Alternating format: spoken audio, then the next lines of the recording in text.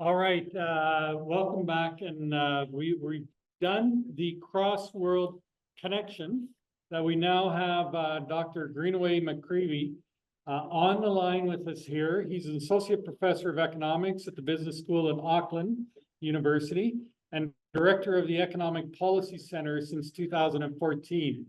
What we've been talking about all day, all month, all last few months in Calgary is something that Dr. Greenaway-McGrevy is quite familiar with, specifically the Auckland experience.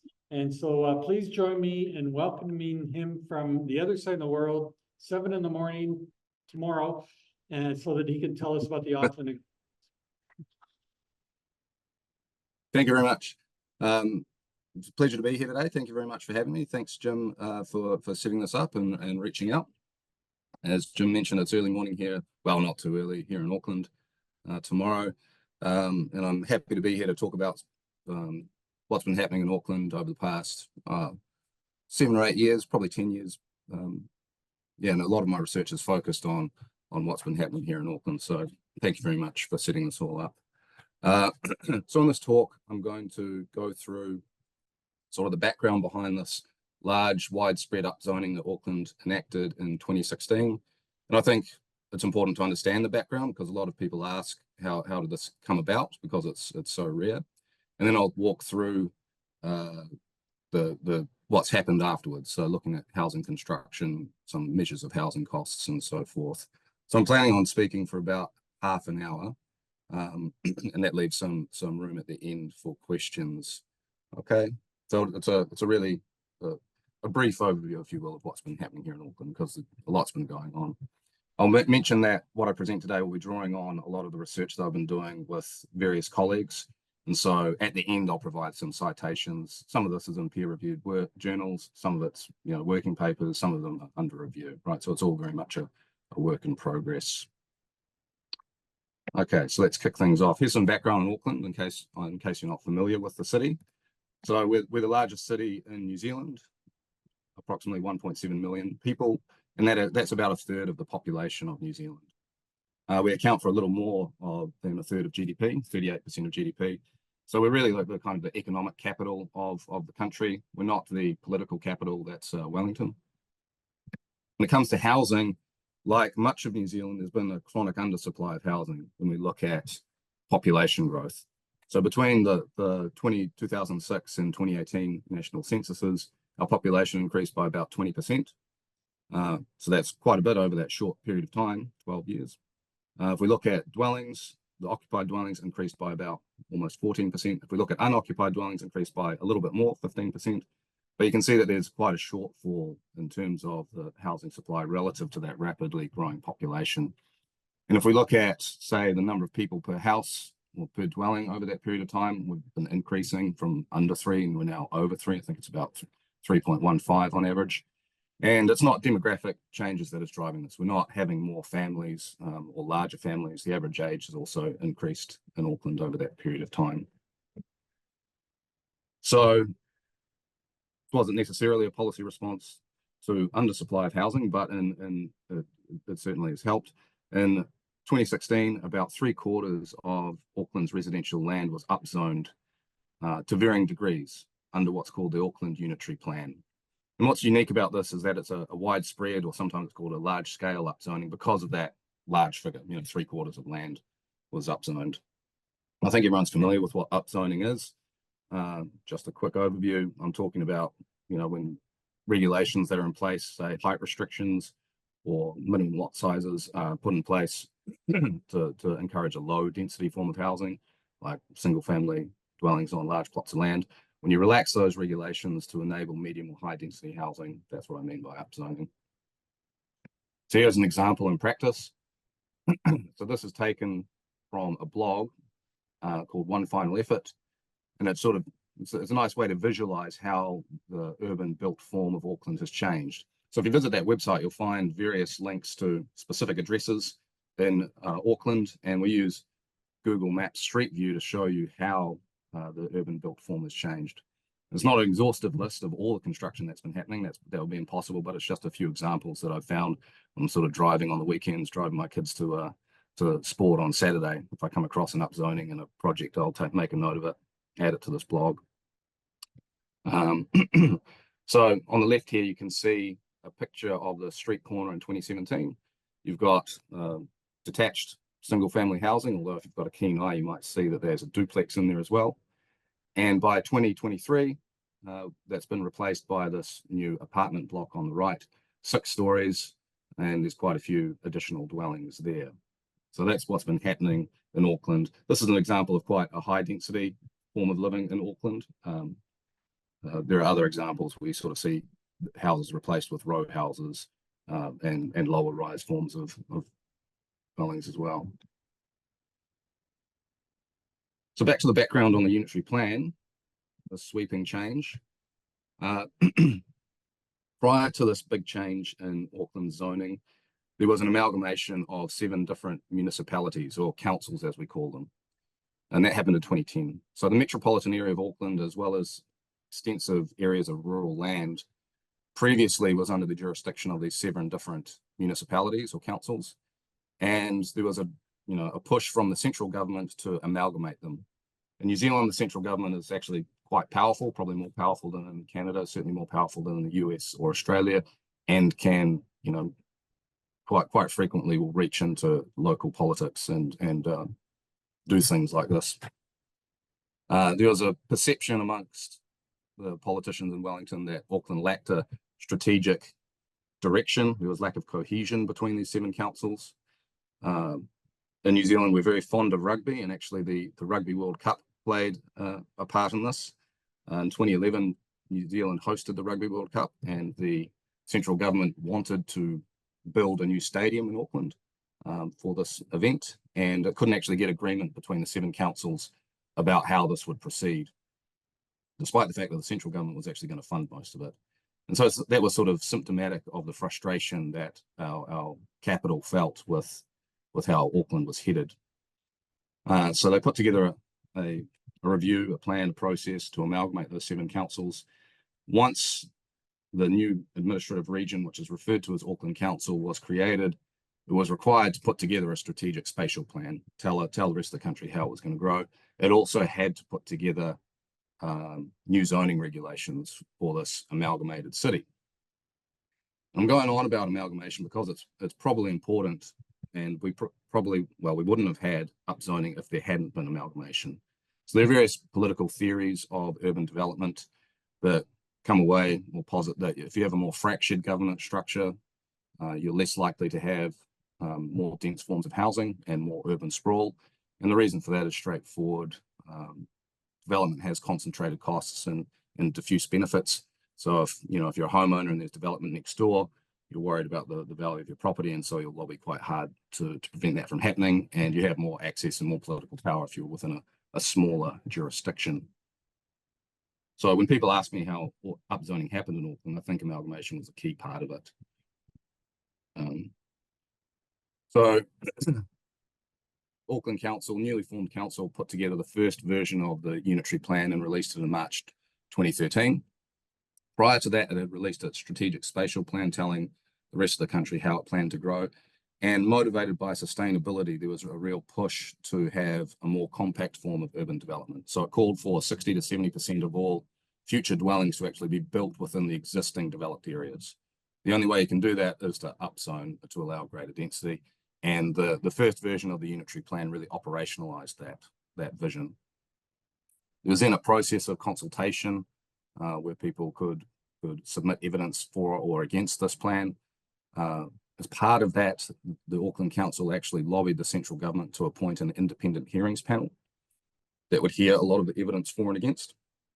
And that was another way in which the central government became involved with what was happening in Auckland. That independent hearings panel then came back in 2016 with their recommendations. They actually wanted a few more relaxations of regulations to allow more construction. And then the final version of the plan became operative in 2016, November 2016.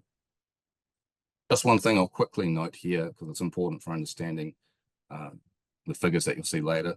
There was kind of an inclusionary upzoning policy that occurred between 2013 and 2016. under the Auckland Housing Accord. So if you're a developer and you promise to provide a 10% affordable housing provision, you could access the more relaxed regulations of a preliminary version of the unitary plan. We actually see some construction activity actually beginning a little bit earlier in 2013. So I refer to that as kind of like a partial reform, with the full reform coming through in 2016. So on the remainder of the talk, I'm going to focus on walking you through some of the zoning changes and showing you the geographic distribution of them. I'll then focus on how housing construction has changed. I'm going to focus a little bit on state-developed housing and how that's changed, because I think that's a kind of underappreciated aspect of how zoning reform can operate. And I'll look at housing costs by looking at how rents have changed in Auckland relative to other places. And as I mentioned, a lot of what I'll show you, a lot of graphs and figures, they come from various papers. Here's a map of Auckland with its zoning changes superimposed, okay, in these various colors. I'm just focusing on the residential areas because that's where most of the upzoning occurred. And under the unitary plan, 4 new residential zones were introduced. So I'll list them in sort of decreasing amount of site development allowed. So the most dense zone was called terraced housing and apartments. As the name suggests, it was designed to encourage terraced housing, or row housing as it might be called in Canada, and apartment buildings. And that's given by that dark purple color on the map there. So you could build anywhere from 5 to 7 stories, depending on the exact height of the stories within those areas. And you can see if you look at the map that it's really concentrated. The dark purple is concentrated around the around rapid transit stations, right? Around transport access, not exclusively though. So there's an element of kind of a transit-oriented upzoning flavor to the policy. About 7% of residential land is covered under that zone. The next zone down is called mixed housing urban. You could have 3 stories in those areas and 3 dwellings per parcel. And so that accounts for another 23% of residential land. That's the sort of the in-between color, in-between purple. And then finally, this light purple pink, that's mixed housing suburban, accounts for 45% of residential land. There, only 2 stories allowed, but you could have up to 3 dwellings per parcel, okay? And finally, the orange areas, these are mostly single house zone. These are non-upzoned areas of Auckland. So the single house zone, as the name suggests, this is really encouraging the detached single family form of housing. You could have 2 stories, but only 1 dwelling per parcel. And if we look at the zoning prior to the unitary plan coming into play, remembering that, of course, there are 7 different city and district councils, it was very painful. We went through all these zones. There are over 100 of them. But if we went through them, we could see that roughly 95% had a zoning form similar to that single house dwelling, okay? A lot of heritage areas, a lot of character protected areas, but apart from very few small pockets, there really wasn't medium or high density in these residential areas prior to the unitary plan. Okay, so I'll move on to how things have changed before and after the plan came into play. And so I'll begin with housing construction. Okay, so in New Zealand, our primary measure of housing construction is our dwelling consents. They're called consents in New Zealand. I believe you call them permits in North America. They're called approvals in Australia. But this is basically the first step in the construction process. A developer applies for the right to construct a dwelling. So you can see on the right-hand side here, we've got the permits issued per year in Auckland over time. You can see through that period, after the GFC, they bottom out, and then from 2012, 2013, they begin to pick up again. And subsequent to the unitary plan becoming fully operational, we've seen within a few years record levels. Okay, so I think 2019, 2020, 2021, 2022 were all record levels in terms of the number of consents issued in Auckland. We can also do that exercise by permits per capita, kind of normalized by how many residents there are. And again, you see that historically we're at all-time highs running through 2019 through to 2022. We have seen consents fall off between 2022 and 2023. Like a lot of places in the world, inflation has kicked off. Our central bank raised interest rates at an unprecedented pace to combat that inflation. And we're currently in a technical recession, not roughly, but 4 out of the 5 previous quarters have seen negative GDP growth. Okay, so it's unsurprising that we see a downturn at this point in time. What I find surprising is that we still have, really high permitting numbers in 2023, despite the nation being in that technical recession. So in total, since the unitary plan became fully operative in those 7 years subsequently, we've had 112,000 permits issued. Okay, so that's quite a bit over 7 years, but to understand how big that number is, you really need to contextualize it in some way. So we could look at the number of dwellings that we actually had in Auckland prior to upzoning. So Statistics New Zealand, our main statistical agency, estimates that we had just over 500,000 dwellings in Auckland in 2016. So that gives you an idea of the size of that number, right? We've issued permits equivalent to 21% of the housing stock within 7 short years. Now, the first question that a lot of people ask when I talk about housing permits as a measure of construction activity, people wonder, well, a permit's not the same as a completed dwelling. How many of these get finished? So in New Zealand, historical data, including that for Auckland, indicate that somewhere between 90 to 95% get completed. There's you get a lower number if you use what's called a code of compliance as a measure of completion. Not by lower, I mean closer to 90%. So this is when the building has been certified to be up to all standards and practices by the local council. That probably understates the number of completions because a lot of people build dwellings and then live in them. You can legally live in a dwelling that does not have a code of compliance certificate. And so a lot of people that occupy the dwelling that they built often won't bother with going through and getting that code of compliance. So if we use something like the final inspection of the building, you get a higher number, closer to 95%. But the bottom line is, the vast majority of these permits historically are being completed. That includes even the recent building boom through 2021 and 2022.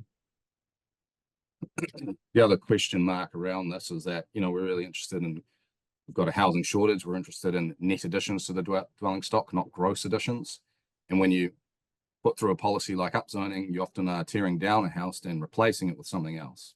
You'd remove that single dwelling and maybe you have 8 row houses instead. And unfortunately, we don't have good measures of gross reductions in the dwelling stock. But now the reason for that is you don't need a permit to demolish a house in Auckland. So that makes it really difficult to infer changes in the housing stock.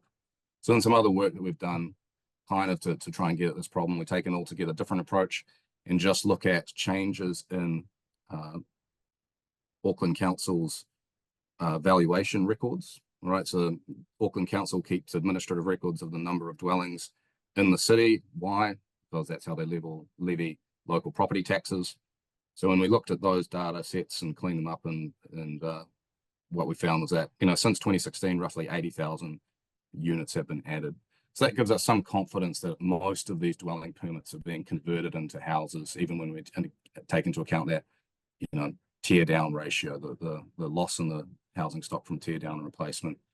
Also, I should recognize that there's a big time lag between permits and completions. We can't link these two different data sets, unfortunately, so we can't get a direct measure of how many houses are lost per house gained, but roughly speaking, we're looking at somewhere of a tear down ratio of 1 to 7 to 1, between 1 to 7 and 1 to 9. So roughly speaking, for every 9 houses added, every 9 houses permitted, we probably lose 1 house through tear down and replacement. So the bottom line here, the picture I'm trying to paint is that, yes, there's a genuine uptick in housing construction in Auckland, and yes, most of it is being converted, the vast majority of it is being converted into additions to the dwelling stock. If we think about whether or not upzoning was, causing this uptick, well, we'd expect that most of the housing construction would happen in upzoned areas of the city, and that's exactly what we see. Okay, so this figure here is taking those building consents and decomposing them into ones that occurred in non-upzoned parts of the city and upzoned parts of the city, upzoned parts being the red line, right? And you can see that all of the increase since 2016 has been occurring in upzone parts of Auckland. Okay, so that gives us some confidence that upzoning is really driving that increase in construction rates after 2016. And if we look at construction in non-upzoned areas, it kind of flatlines after 2016. The data ends here in 2022. That's because it was taken from a paper that was written a while ago. I don't have data for 2023, unfortunately. Again, if you think upzoning is driving everything, then we might expect an increase in the kinds of housing forms that upzoning encourages, right? So it encourages those more dense housing forms. Statistics New Zealand, which tracks these data, only identifies whether a dwelling is attached or detached, but that's probably good enough for our purposes. So we can see that if we decompose consents into attached and detached permits, again, a massive increase in the number of attached permits. And we can see that now, for the first time in our recorded history in Auckland, we've got more attached housing being built than detached. Okay, so again, that's consistent with upzoning, generating this increase in housing construction. Another way we could think about whether or not upzoning encouraged construction in Auckland is to compare Auckland's building rate to other comparable cities. So here are some other cities in New Zealand that are large. They're not as large as Auckland, but they're major metropolitan areas. Okay, and so here we're depicting permits per 1,000 residents, or equivalent to permits per capita. And you can see that in that post-GFC period, 2010 onwards, really reaches a low. We're not doing, we're lagging behind some of our other cities. And then that permits per capita rate really increases through the partial reform, full reform. And by the end of the sample, we've got over 12 dwellings being permitted per head of population, or per 1,000 residents, I should say. And that exceeds the permitting rate in any of these other large cities in the country. We can also compare Auckland to some larger cities in Australia. Australia and New Zealand are quite economically integrated. If I wanted to, I have the right to work in Australia. So there's a lot of labour mobility between the two countries. So comparing Auckland's construction performance to some of the larger cities on the eastern seaboard of Australia might also help us understand what's been going on, particularly because within New Zealand, we don't have large cities to compare Auckland to. These are larger cities than Auckland. And again, you can see here that Auckland, after passing the reforms, by 2019, 2020, it's outperforming these other large cities in Australia in terms of the amount of construction it's doing. And by 2022, it's actually outperforming all the state capitals of Australia. Okay. So the picture I'm trying to paint there is that, yep, there's been a building boom, and everything that we see is at least consistent with upzoning having had a significant impact. So I'm going to pivot now and talk about state-developed housing and how upzoning potentially has affected state-developed housing in New Zealand. So New Zealand, like a lot of liberal democracies, has had a history of the state not only providing housing, the government, when I say the state, I mean the central government mainly in New Zealand. That's how we refer to it here as state-developed housing, or state housing. Has had a long history of providing and building housing. And why it's important, I think, to acknowledge how state-developed housing plays a role in, or has played a role in Auckland, is that often this debate about upzoning as a solution to housing shortages is often framed as just a market-led response. And while clearly the market has a large role to play, I think that, understates the fact that upzoning can actually help a public housing developer as well, right? And intuitively, that should make sense. A public housing developer can fit in more dwellings on the land it has, or else has to acquire if you upzone. So to demonstrate this, this is permits per 1,000 residents in Auckland and these other large cities in New Zealand. But these are permits issued to state-controlled or government-controlled entities, okay? So our government-controlled developers in New Zealand provide a mix of social housing, which they rent out. They provide affordable housing, selling to first-time home buyers. They also produce some market rate housing that they then sit on sell. Okay, so we can't distinguish between what the end purpose of these permits are, but at least we can see that the government is building a lot in Auckland as well. Proportionately, upzoning has actually had a bigger impact on state developed housing than on market developed housing. Okay, so prior to upzoning, about 3% of permits were issued in Auckland to state controlled developers. Afterwards, that's jumped up to about 10%. Okay, so there's proportionally a bigger increase in state developed housing than in private development. However, public development is actually coming off from a very low base to begin with, 3% up to 10%. So again, this makes sense. These regulatory reforms can enable state developers to do more with less land. And actually the attitude of New Zealand's primary state developer, central government run organisation called Kāinga Ora, used to be called Housing New Zealand. It often submits evidence on zoning changes calling for a relaxation of land use regulations to allow upzoning. Been a vocal proponent of this, and actually in the lead up to the unitary plan being passed, it, as part of its evidence, it was very much for the upzoning policy. It said that, you know, currently we could fit in another 3,000 dwellings on our land in Auckland. If you upzone, we can fit in 30,000. Okay, so in New Zealand, at least, our public housing developer has been a very strong advocate for upzoning.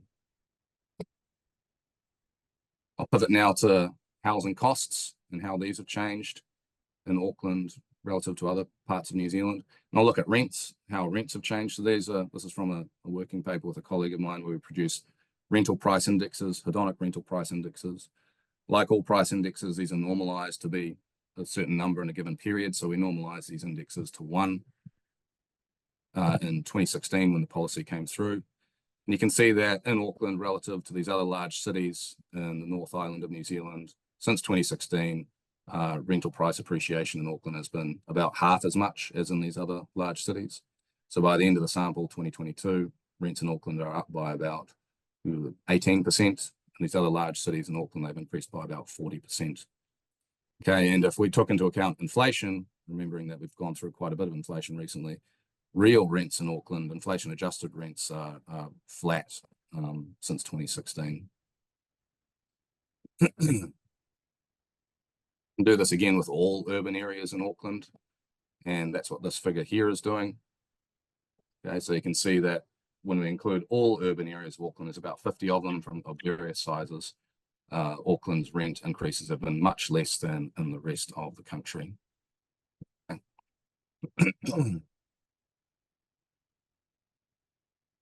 Up to this point, I've been just presenting the data and showing you, and what I've presented is at least consistent with upzoning having an impact on housing supply and at least a negative impact on rents. That's far from proof, right? And there are a bunch of econometric tools out there falling under this area of causal inference that actually try to get at the impact of a policy on a given outcome. Okay, and when we're doing this kind of ex post policy evaluation exercise, we live in a world where we've seen what happened when Auckland upzoned, all these outcomes, but we don't have a counterfactual, right? What would have happened in the absence of the upzoning policy? And so that's where a lot of my work is focused. So there are various causal inferential tools out there. One of them is synthetic controls.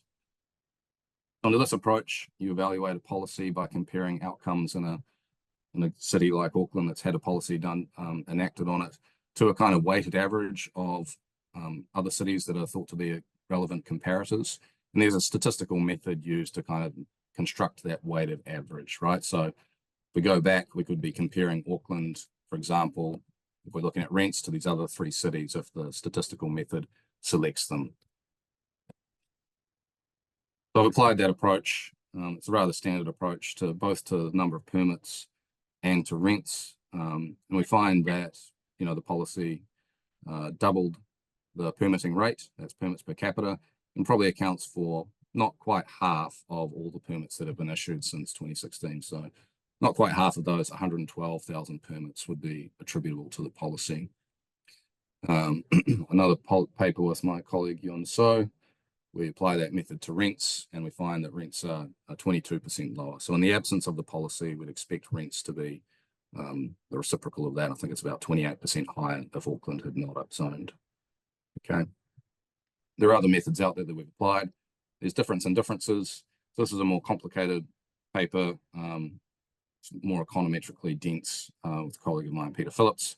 Here we're just comparing outcomes and construction rates between upzoned and non-upzoned areas of the city while attempting to account for displacement, the fact that developers may switch from building in non-upzoned areas to upzoned areas. And we come away from that exercise sort of, with a conclusion that, if you're going to attribute this big increase in construction to some other policy, that policy would have had to have generated a fourfold increase in the trend rate of construction. And so from there, we kind of argue that there's nothing really that occurred in 2016 that could really account for such a massive increase at that point in time. So just heading into the end here, other and potential work. Done some work just showing that Auckland has become more geographically compact. We do see more consenting happening closer to the CBD than in the years prior to the entry plan. So it looks like the policy has achieved its goal of creating a more compact form of urban development. It's an eye to future work. We're also looking into how upzoning may have affected social mobility. There's lots of concerns about gentrification and upzoning and whether or not poorer residents are pushed out of their neighbourhoods. There's also the potential for upzoning to promote upward mobility by providing cheaper housing options or more housing options in areas with high amenities.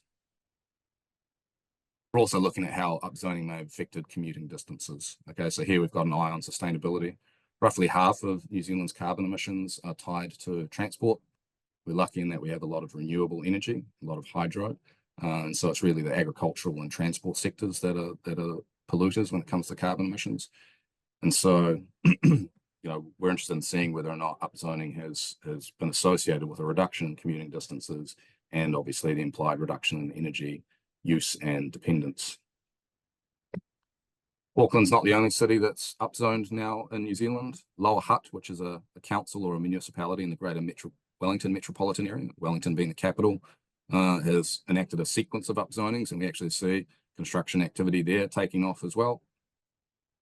And just recently, Wellington City, which is the sort of core urban area of the Wellington metropolitan region, has voted for medium density housing earlier in the year. Okay, so a lot's happening in Auckland, in New Zealand. And I think all these examples are important because for cities like Calgary or elsewhere in Canada and the rest of the world, the more evidence we have on whether or not upzoning succeeds or not, and analysis of the factors that may lead to it succeeding or not, can help inform and form an evidence base for policymakers overseas. Okay, so I'll wrap things up there. These are a bunch of, if you're interested in seeing the research that we've been doing, I've just got a whole bunch of the citations here, some published, some working papers under review and so forth.